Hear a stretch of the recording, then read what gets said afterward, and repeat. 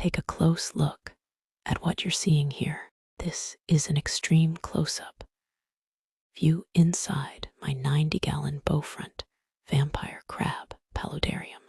And right now, dozens of tiny baby vampire crabs are gathering for a meal. Just a moment ago, I sprinkled some crushed fish pellets into the water section for the guppies that live in this tank.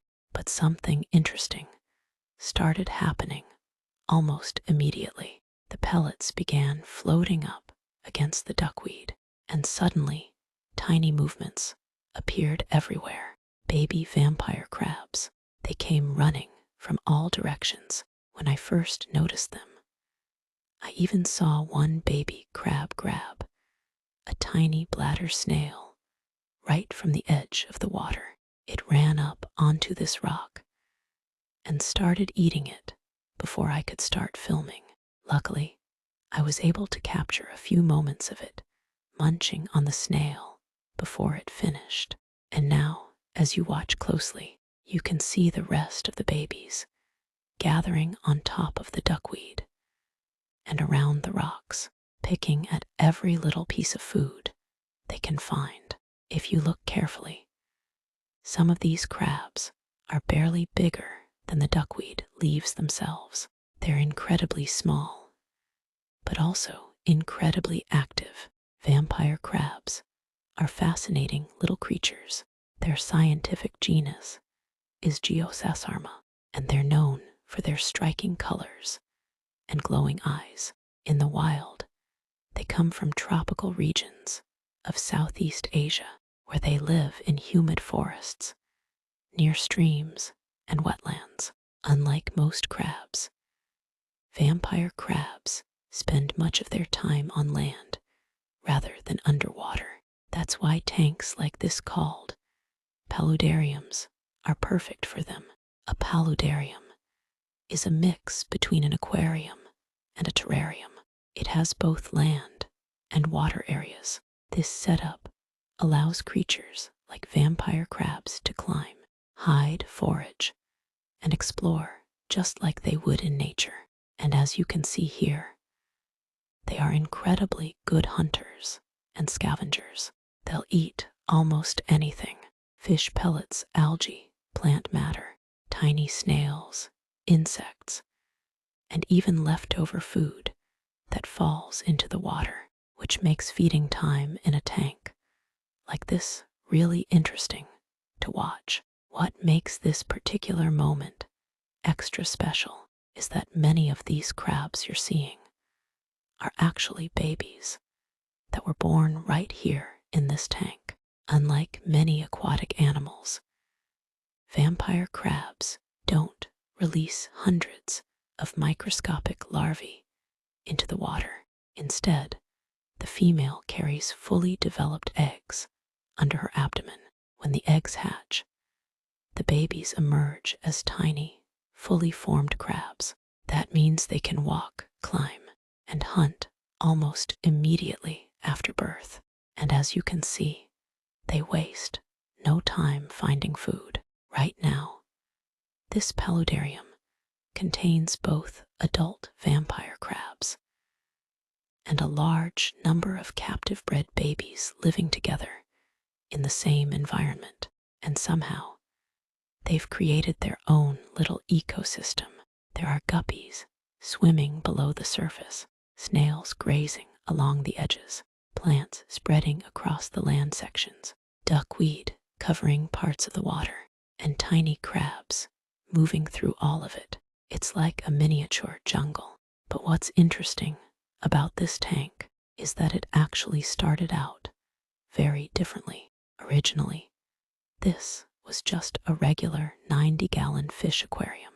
Unfortunately, it developed a leak. I tried fixing it several different times so I could keep using it for fish. Each time, it seemed like the repair worked, but after a few weeks, or sometimes a few months, the leak would come back again. Eventually, I realized that relying on it as a full aquarium just wasn't going to work. But I didn't want to throw away such a beautiful tank, so I decided to try something different. Instead of fighting the leak, I turned the tank into a paludarium. That way, the water level could stay lower and the land areas would become the main focus. And honestly, that idea fit perfectly with something I've always loved: plants. Long before fish keeping, I've always loved gardening and houseplants, growing things, watching them spread and change over time. So creating a planted environment like this felt like the perfect solution. I added rocks, wood, soil areas, plants, and even built a waterfall to keep the water moving. Over time, it slowly transformed into this living ecosystem. Now, like many projects in nature aquariums, it didn't turn out exactly the way I originally planned. There were 2 floating land shelves near the bottom of the tank that were supposed to be attached permanently, but at some point, both of them fell off. Instead of staying fixed in place, they now float just above the water surface. At first, I thought about tearing the whole thing apart and fixing it properly, but by the time I noticed the problem, something amazing had already started happening. The crabs had moved in, babies had started appearing. Tiny little crabs were suddenly everywhere, and because they are so small, I realized that if I tried to rebuild the tank, I would almost certainly lose many of them. They're so tiny that even with a camera zooming all the way in, they're barely larger than the duckweed leaves they're standing on. Trying to catch or relocate them would be nearly impossible. So instead of disturbing everything, I made a different decision. I left the tank exactly as it is, and honestly, I'm really glad I did, because now the tank has developed its own balance. The plants are slowly spreading. The waterfall keeps the environment humid. The guppies help clean up food in the water. The snails recycle organic material, and the crabs explore every surface, hunting for food and hiding among the plants. Watching the babies grow has been one of the most rewarding parts of the whole setup.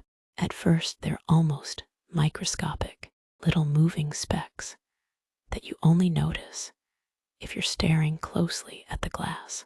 But over time, they slowly grow into the colorful adult vampire crabs that give the species its name. And moments like this, when feeding time suddenly brings them all out into the open, are some of my favorite parts of keeping this tank.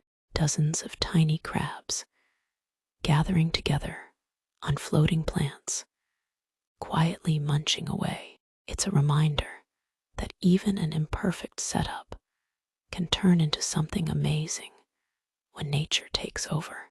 And honestly, the tank still isn't finished. The moss hasn't fully grown in yet. Right now, it's still in that early stage where it's establishing itself. But once the moss starts greening up and spreading across the rocks and wood, this paludarium is going to look even more like a tiny rainforest. Until then, I'll keep watching these little crabs do what they do best: exploring, hunting, climbing, and occasionally gathering together for a tiny feast floating on duckweed.